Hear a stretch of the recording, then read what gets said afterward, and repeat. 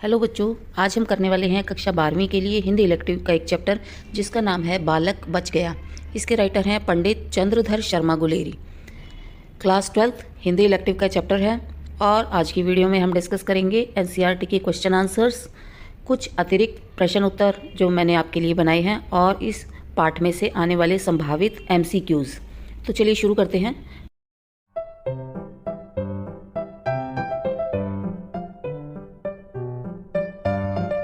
बालक से उसकी उम्र और योग्यता से ऊपर कौन से प्रश्न पूछे गए? उत्तर है बालक केवल 8 साल का था। उसकी उम्र खेलने कूदने की थी, लेकिन उस पर उम्र से बहुत अधिक दबाव डाला गया था। उसे बहुत सारे विषय रटवाए गए थे, इसलिए उसने स्कूल में विभिन्न प्रश्नों के उत्तर दिए, जैसे धर्म के 10 लक्षण कौन से हैं, 9 रसों के उदाहरण, पानी का तापमान अगर -4 डिग्री हो तो मछलियाँ कैसे जीवित रहती हैं, चंद्र ग्रहण कैसे लगता है, इंग्लैंड के राजा हेनरी 8वें की स्त्रियों के नाम और पेशवाओं का कुर्सीनामा। बच्चे से इन विषयों में से सवाल पूछे गए और उसने इन प्रश्नों के उत्तर दिए। चलिए दूसरा प्रश्न देखते हैं। बालक ने ऐसा क्यों कहा कि मैं याव जन्म यानी जीवन भर लोक सेवा करूंगा? चलिए उत्तर जानते हैं। बालक ने अपनी उम्र और योग्यता से कहीं अधिक कठिन सवालों का जवाब दिया। उसका पिता एक प्रधानाध्यापक था। उसने अपने 8 साल के बच्चे को बहुत अधिक रटने पर मजबूर कर रखा था। सभी विषयों के साथ साथ उसे कई सामान्य सवालों के आदर्श जवाब भी रटवा दिए गए थे। ऐसे में जब उससे पूछा गया कि वह बड़े होकर क्या करेगा, तो उसने वही रटा रटाया आदर्श जवाब दिया कि वह जीवन भर लोक सेवा करेगा। इस उत्तर का मतलब चाहे उस बच्चे को पता भी ना हो, लेकिन पिता को लगा इस आदर्श उत्तर से उसकी और उसके बच्चे की एक महान छवि समाज के लोगों के सामने बनेगी। तीसरा क्वेश्चन देखते हैं। बालक द्वारा इनाम में लड्डू मांगने पर लेखक ने सुख की सांस क्यों ली? आंसर जानते हैं। एक वार्षिक उत्सव के समय प्रधानाचार्य का 8 साल का बेटा विद्यालय में आया। उसे बहुत अधिक दबाव से बहुत सारी चीज़ें रटवाई गई थी, जिनका स्तर उसकी उम्र और बुद्धि से कहीं ज़्यादा था। वह विभिन्न विषयों के प्रश्नों के उत्तर दे रहा था, जिसको देखकर लेखक को लगा कि इसके बचपन को बुरी तरह कुचल दिया गया है। बच्चे के खेलने कूदने की उम्र में ही उसे विद्वान बना देने की कोशिश की गई है, लेकिन जब बच्चे ने इनाम में लड्डू मांगा तो लेखक ने सुख की सांस ली। लेखक को यह जानकर अच्छा लगा कि बच्चे में अभी भी बचपन जीवित है और वह अपने मन की बात सुन पा रहा है। अगला प्रश्न देखते हैं। बालक की प्रवृत्तियों का गला घोटना अनुचित है, यह आभास पाठ में किन स्थलों पर होता है? उत्तर देखते हैं। प्रवृत्ति किसी भी प्राणी के मूल स्वभाव को कहते हैं जो ईश्वर उसे वरदान के रूप में देता है। बच्चे की प्रवृत्ति तो खेल कूद की होती है, लेकिन पाठ में कई जगह ऐसा लगता है कि उसकी प्रवृत्तियों का गला घोटा गया है।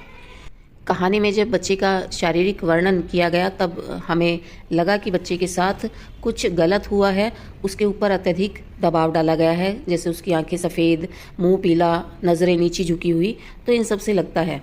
उसके बाद उससे विभिन्न विषयों के प्रश्न पूछे जाना, क्योंकि 8 साल का बच्चा है और जिन जिन विषयों से उससे प्रश्न पूछे जा रहे थे और जिस तरीके के सवाल पूछे जा रहे थे वो उसकी एज से बहुत ज़्यादा थे। इनाम के बारे में सोचकर उसके मन में उथल पुथल मचना। जब इनाम लेने की बारी आई तो बच्चे अक्सर ऐसे में खुश हो जाते हैं, लेकिन फिर भी वो बच्चा परेशान दिखाई दिया। इन सब घटनाओं को देखकर लगता है, इन सब बातों से लगता है कि बच्चे की मूल प्रवृत्तियों का गला घोटा गया था। अगला प्रश्न देखते हैं। बालक बच गया, उसके बचने की आशा है, क्योंकि वह लड्डू की पुकार, जीवित वृक्ष के हरे पत्तों का मधुर मरमर था, मरे काठ की अलमारी की सिर दुखाने वाली खड़खड़ाहट नहीं। कथन के आधार पर बालक की स्वाभाविक प्रवृत्तियों का उल्लेख कीजिए। आंसर देखते हैं। कहानी के अंत में लेखक ने बताया कि बालक बच गया। सुबह से ही लेखक को बच्चे के आसपास का सारा वातावरण दम घोंटू लग रहा था, लेकिन जैसे ही बच्चे ने इनाम में लड्डू मांगा, लेखक ने चैन की सांस ली। लेखक को लगा कि बालक बच गया। लेखक ने इस स्थिति को और अधिक स्पष्ट करने के लिए हमें एक उदाहरण दिया है। जैसे पेड़ के जीवित पत्तों की आवाज़ मधुर लगती है, लेकिन इसी पेड़ के मरने के बाद जब अलमारी बनाई जाती है तो उसकी आवाज़ बहुत कर्कश होती है। तो इन दोनों में क्या अंतर है? एक जीवित है और एक मृत है। इसका अर्थ यह है कि यदि हम किसी बच्चे को बहुत ज़्यादा दबाव के साथ कोई ऊंचा लक्ष्य प्राप्त करने को कहें तो हो सकता है वह लक्ष्य को प्राप्त कर ले, लेकिन उसके अंदर की सभी भावनाएं मर चुकी होंगी। बच्चे को स्वाभाविक परिस्थितियों के साथ सीखने का अवसर देना चाहिए। और एक 8 साल के बच्चे की स्वाभाविक वृत्तियाँ क्या होती हैं? खेलना कूदना और मौज मस्ती करना। तो हमें बच्चे के बचपन को नहीं कुचलना चाहिए, उसको स्वाभाविक रूप से बड़े होने देना चाहिए। अगला प्रश्न देखते हैं, हमें बच्चे की स्वाभाविक प्रवृत्तियों का गला क्यों नहीं घोंटना चाहिए? आंसर जानते हैं। हर प्राणी अपने स्वाभाविक परिस्थितियों के साथ ही पैदा होता है। ये विशेषताएं उसे प्रकृति से मिलती हैं। जब भी हम प्रकृति के विपरीत जाने की कोशिश करते हैं और उसके नियमों को तोड़ने की कोशिश करते हैं, हमें नकारात्मक परिणाम भुगतने पड़ते हैं। यदि हम बच्चे से उसका बचपन छीन लेंगे तो उसके प्राकृतिक रूप से विकसित होने का विकल्प खत्म हो जाएगा और वह सारी उम्र अपने बनावटी व्यक्तित्व के साथ जीवन जीता रहेगा। अगला प्रश्न देखते हैं, बालक को इनाम की पेशकश करने के बाद उसके चेहरे पर विभिन्न भाव क्यों बदल रहे थे?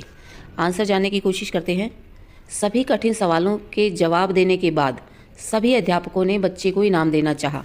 बालक कुछ समय के लिए सोच में पड़ गया कि क्या मांगना है। कुछ ऐसा मांगा जाए जो पिताजी को अच्छा लगे या कुछ ऐसा मांगा जाए जो खुद को अच्छा लगे। इन दोनों भावों में लड़ाई चल रही थी। इसी लड़ाई के भाव उसके चेहरे पर भी दिखाई दे रहे थे। अंत में उसके मन के स्वाभाविक भावों की विजय हुई और कृत्रिम भाव हार गए और बच्चे ने इनाम में लड्डू मांगा। अगला प्रश्न देखते हैं, बालक द्वारा लड्डू मांगने पर सभी लोग निराश क्यों हो गए? चलिए उत्तर जानते हैं। बालक को कृत्रिम रूप से प्रतिभाशाली बनाने की कोशिश की गई थी। सभी लोग इस कृत्रिम या बनावटी माहौल से बहुत प्रभावित थे। लेकिन जैसे ही बच्चे ने उस बनावटी माहौल को चुनौती देकर अपने मन की बात सुनी, सभी निराश हो गए। सभी को लगा था कि उन्होंने अपने तरीके से किसी के भी व्यक्तित्व को बदलना सीख लिया है। लेकिन जब बच्चे का स्वाभाविक बचपन सामने आया तो उन्हें बहुत निराशा हुई।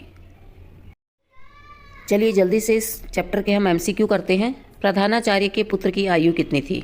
आंसर है 8 साल। बच्चे की शारीरिक अवस्था कैसी थी? बच्चे का मुंह पीला था और आंखें सफ़ेद थी। बच्चे की मानसिक अवस्था कैसी थी? आत्मविश्वास की कमी से बच्चे की नज़रें झुकी हुई थी। बच्चे के पिता कौन थे? प्रधानाचार्य। बच्चा विद्यालय में किस अवसर पर आया था? विद्यालय के वार्षिकोत्सव पर। अगला प्रश्न, हादी के कोल्हू की तरह किसकी नुमाइश हो रही थी? आंसर है बालक की। बच्चे से प्रश्न कौन कर रहा था? विद्यालय के सभी अध्यापक मिलकर बच्चे से प्रश्न कर रहे थे। अगला प्रश्न, बच्चे से किन किन विषयों के प्रश्न पूछे जा रहे थे? आंसर देखते हैं। जो प्रश्न पूछे जा रहे थे वो साहित्य, दर्शन, धर्म, इतिहास, भूगोल और विज्ञान से संबंधित थे। क्या बच्चे की उम्र और उससे पूछे जा रहे सवालों का स्तर समान था? नहीं, बच्चे की उम्र से बहुत ऊंचे स्तर के सवाल उससे पूछे जा रहे थे। हम कैसे कह सकते हैं कि बच्चे को अत्यधिक दबाव डालकर सारे विषय रटवाए गए थे? आंसर है, यह प्रश्न उसकी उम्र से बहुत ऊंचे स्तर के थे। जो प्रश्न उससे पूछे जा रहे थे वो उसकी उम्र से बहुत ऊंचे स्तर के थे। अगला प्रश्न, बालक भविष्य में क्या करना चाहता था? बालक भविष्य में लोक सेवा करना चाहता था। लोक सेवा कहते हैं समाज सेवा को। अगला प्रश्न, बच्चे के सामने इनाम देने की पेशकश क्यों रखी गई? क्योंकि उसने सभी प्रश्नों के आदर्श उत्तर दिए थे। बच्चे ने इनाम में क्या मांगा? बच्चे ने इनाम में लड्डू मांगा। बच्चे के मन में लड्डू मांगने से पहले क्या द्वंद्व चल रहा था? द्वंद्व मतलब कन्फ्यूज़न। स्वाभाविक और कृत्रिम भावों में द्वंद्व चल रहा था। यानी एक मन के बनावटी भाव थे कि कुछ ऐसा ना मांग लूँ कि सबको बुरा लग जाए, या कुछ स्वाभाविक भाव थे कि जो उसके मन में इच्छा है उसको मांग लूँ। तो इन दोनों भावों में द्वंद्व चल रहा था। लेखक को ऐसा क्यों लगा कि बालक बच गया? आंसर है, उसके अंदर बचपन अभी भी जीवित था। अगला प्रश्न देखते हैं, बालक मन के द्वंद्व के पश्चात किस विचार पर विजय पाने में सक्षम हुआ? उत्तर है, अपने स्वाभाविक भावों पर। अपने मन के ओरिजिनल भावों पर उसने विजय पाई। और ओरिजिनल भाव उसके क्या थे? उसके मन में लड्डू खाने की इच्छा थी। बच्चे के मन में द्वंद्व क्यों चल रहा था? पिताजी का, समाज का दबाव हो सकता है, भय हो सकता है। लड्डू मांगने पर बच्चे के पिता और बाकी अध्यापक निराश क्यों हो गए? उत्तर, उन्हें लगा था कि बच्चा कोई पुस्तक मांगेगा या कोई बड़ी चीज़ मांगेगा। लेकिन जब बच्चे ने एक छोटी सी चीज़ लड्डू मांगा तो उन्हें बड़ी निराशा हुई। अगला प्रश्न, पेड़ के पत्तों की आवाज़ और लकड़ी की आवाज़ में क्या अंतर होता है? पेड़ के पत्ते जीवित होते हैं और लकड़ी निर्जीव होती है। उन दोनों में वही अंतर होता है जो एक जीवित और मृत में होता है। कैसे कह सकते हैं कि बालक की स्वाभाविक परिस्थितियों का गला घोंटा गया है?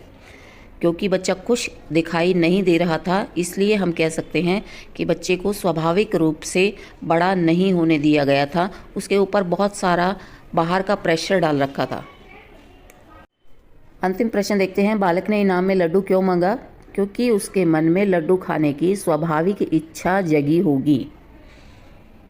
चलिए इस चैप्टर का एक व्याख्या वाला प्रश्न भी देख लेते हैं कि अगर इस चैप्टर में से व्याख्या आनी है तो वो किस तरीके से आएगी। जो मैंने पंक्तियां उठाई हैं। इतने समय से मेरा श्वास घुट रहा था, अब मैंने सूखी सांस भरी। उन सब ने बालक की प्रवृत्तियों का गला घोटने में कुछ नहीं उठा रखा था, पर बालक बच गया। उसके बचने की आशा है, क्योंकि वह लड्डू की पुकार जीवित वृक्ष के हरे पत्तों का मधुर मरमर था, मरे हुए काठ की अलमारी की सिर दुखाने वाली खड़खड़ाहट नहीं।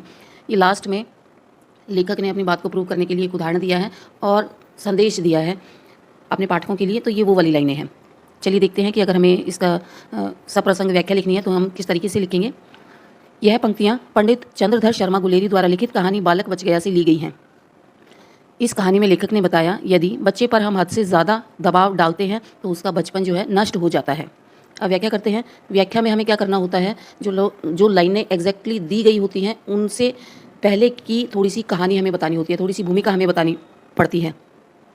तो व्याख्या की हम शुरुआत ऐसे कर सकते हैं। लेखक एक विद्यालय के वार्षिक उत्सव में गया। वहाँ प्रधानाचार्य के 8 साल के बेटे को कुछ अध्यापकों ने घेर रखा था और सभी बारी बारी से उससे प्रश्न पूछ रहे थे। बच्चा जो है सभी प्रश्नों के बारी बारी से जवाब दे रहा था। लेखक को बच्चे के लिए थोड़ा सा बुरा लग रहा था। जब ये प्रश्न पूछने वाला ड्रामा खत्म हो गया तो प्रश्न पूछने के बाद खुश होकर सबने बालक को इनाम देना चाहा, तो बच्चे ने इनाम में लड्डू मांगा। तब लेखक को लगा कि बालक बच गया है। अभी तक लेखक को बुरा लग रहा था क्योंकि वो इतने हाई लेवल के प्रश्नों के जवाब दे रहा था। उसने वो जवाब बुरी तरह से रट रखे थे, इसलिए लेखक को बड़ा बुरा लग रहा था कि एक छोटा सा बच्चा जिसकी खेलने कूदने की उम्र है, उसके ऊपर इतना दबाव डाला गया है, उसको इतने सारे विषय रटवाए गए हैं। तब लेखक को लगा कि बालक बच गया है और उसके बचने की आशा है, क्योंकि अगर उसने अपने मन की बात सुन करके लड्डू मांगा है तो इसका अर्थ यह है कि उसके अंदर अभी भी बचपन जीवित है। जिस प्रकार वृक्ष के हरे पत्तों की आवाज़ बहुत मधुर होती है, लेकिन वही पेड़ जब मरकर लकड़ी में बदल जाता है और उस लकड़ी से अलमारी बनती है तो उस अलमारी की आवाज़ बहुत कर्कश होती है। लेखक इस उदाहरण के माध्यम से ये बताना चाहता है कि यदि बच्चे में बचपन नहीं है तो वो मरे हुए के समान है। इसीलिए बच्चे को बचपन जीने देना चाहिए, उसे स्वाभाविक रूप से खेलते कूदते हुए बड़े होने देना चाहिए। तो इस पूरे पाठ में लेखक क्या कहना चाहता है वो हम निष्कर्ष के रूप में लिख सकते हैं कि लेखक का ये मानना है कि बच्चों पर बहुत ज़्यादा दबाव नहीं डालना चाहिए, उन्हें सहज रहने देना चाहिए, खेलने कूदने की उम्र में उन्हें खेलने कूदने देना चाहिए। अगर इस चैप्टर के विशेष की बात करूं कि विशेष में हमें क्या लिखना होता है, तो विशेष में ग्रामेटिकली हमें जो भी कुछ समझ में आया है वो हम लिख सकते हैं, यानी व्याकरणिक रूप से हमें जितना इसमें समझ आया है जो बिंदु वो हम इसमें लिख सकते हैं। तो सरल हिंदी भाषा का प्रयोग है इस निबंध में और आम बोलचाल के शब्दों का प्रयोग किया गया है, तो ये हम विशेषताएं लिख सकते हैं। और हालांकि ये एक निबंध है लेकिन फिर भी इसको कहानी की तरह से लिखा गया है, तो इसकी शैली कथात्मक शैली हम लिख सकते हैं कि कहानी की तरह से है, कथाओं की तरह से है। तो ये थे आज के इस चैप्टर के प्रश्न उत्तर। आई होप आपको अच्छे से समझ आए होंगे।